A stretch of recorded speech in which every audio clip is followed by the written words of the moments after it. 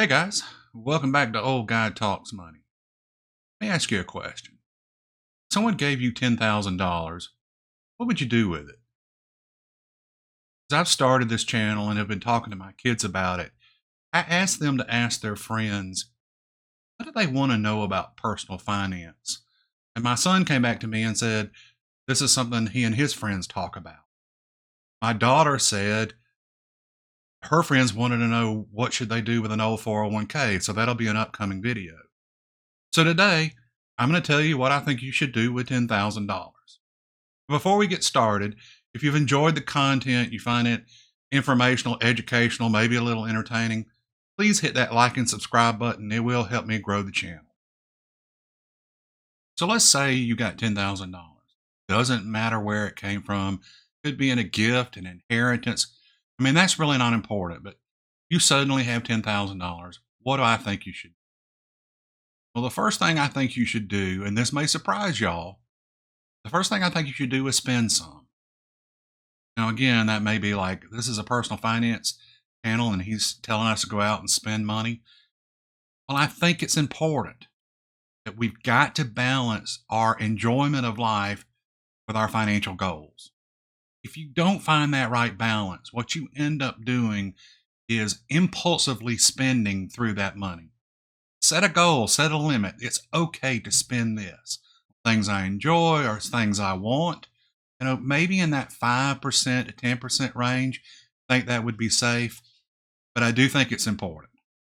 All right, so what next? Well, what I would do is look at 3 time horizons. I'd look at short term, midterm, long term. Okay. And let's talk about short term first. When I think of short term, I'm thinking really kind of in that 0 to 12-month range. Okay. So roughly a year. What you need to do is assess your personal situation right now. The 2 things I want you to look at first are, do I have high interest credit card debt or other debt, personal debt, and do I have an emergency savings fund? Those would be the first things I would look at if I got an unexpected windfall.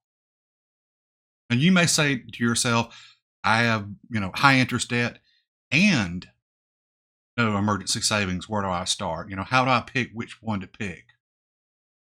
The way I would approach it is this. I'd set $1,000 aside as an emergency fund. And I get it. It's not enough. You really need about 3 to 6 months of an emergency fund. But $1,000 is a good start, and it will cover some minor emergencies, maybe a minor car repair, a small medical bill, or a deductible. Okay, but it's a starting point. Then I would go to my high interest credit card debt. Okay. Anything after that, then go back to your emergency fund. That's how I would start. Okay. Now, let's say that you have a emergency fund and you don't have credit card debt. What do you do next? All right. Still looking in that short-term time frame, I would think, is there a way to use this to possibly start a business, maybe a side hustle? With that amount of money, you could buy lawnmowers, pressure washers, hedge trimmers. You could buy a laptop if you wanted to be a content creator. There's a lot of things that amount of money would allow you to start, maybe grow money on the side. So I would think about that.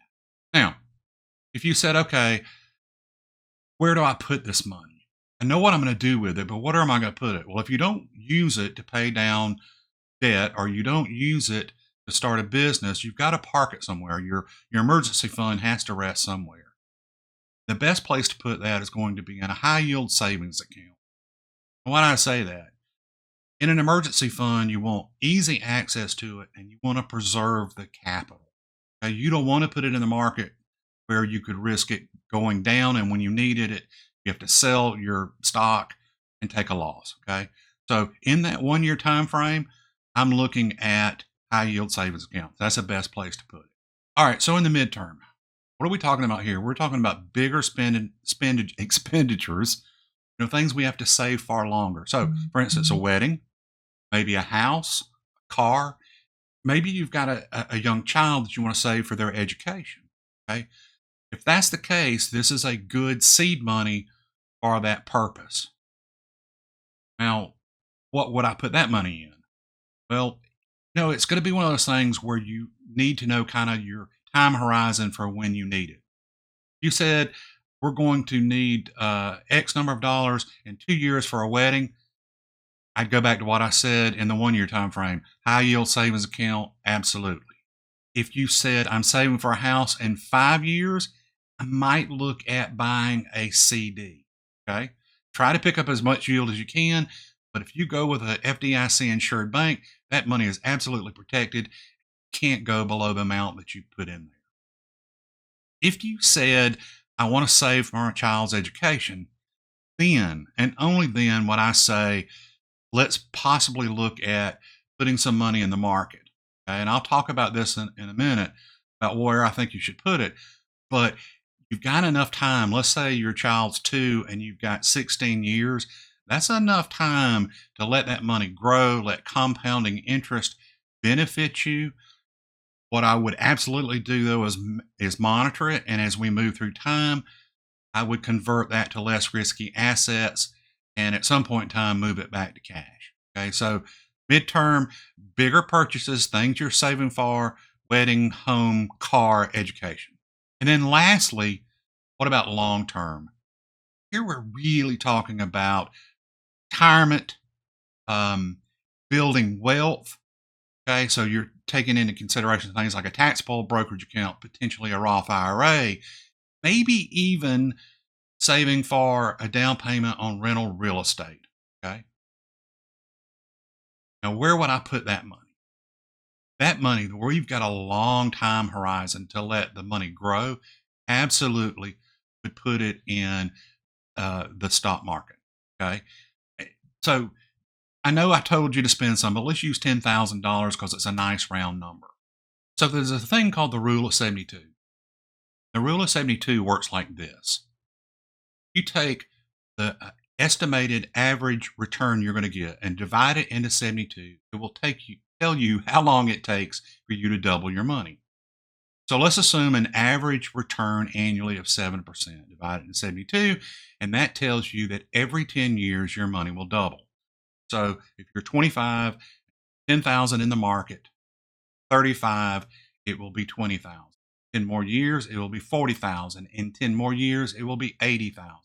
That is the power of compounding interest. Okay. So when we're thinking long term, building wealth, saving for retirement, absolutely the market is your best friend. All right. So we're going to put money in the market. Where do we put it? Now, it would not be fair of me not make a disclaimer. I'm not telling you to do this. I'm telling you to do your own research. Not an investment advisor. Want to make that clear. But if it were me, I would look at a low cost index or ETF, index fund or exchange traded fund. Vanguard has, in my opinion, some of the best at very low fees. Why is that important? Because you don't want fees eroding your returns. All right, so VTSAX or VTI. First one is index fund. The second one is an ETF, exchange traded fund. Both Vanguard funds, and they are designed to mirror performance of the entire stock market. So another popular one, it's designed to mirror the S&P 500, would be VFIAX. That's the index fund, or VOO, VOO. That's the ETF. Okay. Maybe in the future, maybe leave me a comment if you want me to do a video about the difference between index funds and ETFs. I'll be more than happy to do that. But the general takeaway is both of those instruments are designed to mirror performance of the S&P 500. That's so important because you get broad diversification, get broad protection from single stock volatility. Absolutely what I would do. All right, lastly, what would I not do? I would not go out and invest in crypto. I would not go out and invest in single stocks. I would not try to use this money to get rich. You heard my earlier comments about the power of compounding interest. I know it's not sexy, setting it out there and forgetting it and just letting it do its thing.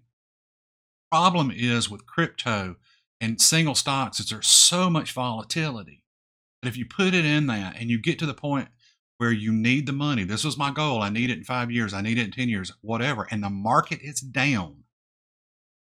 You're not going to be able to get your full money back. So here's a good example. I've been trading options. You can check my videos on this. Earlier this year, last month or so, trading options on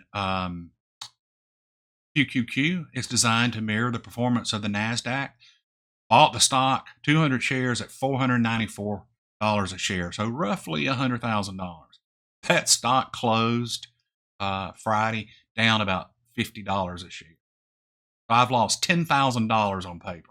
If I needed that money on Monday and I had to sell it, I'm going to realize that loss. That's why I'm so averse to those strategies of let me pick the next Tesla or let me pick the next Amazon or Apple or whatever they are. Because you really can, imperil yourself when you need the money and it's just not there. So I hope that helped give you some insight on what you should consider if you got $10,000. Again, I hope you found the information informative, educational, and a little entertaining. And if you did, please hit the like and subscribe button. It will help me grow the channel. And I appreciate you guys for watching. I will see y'all in the future.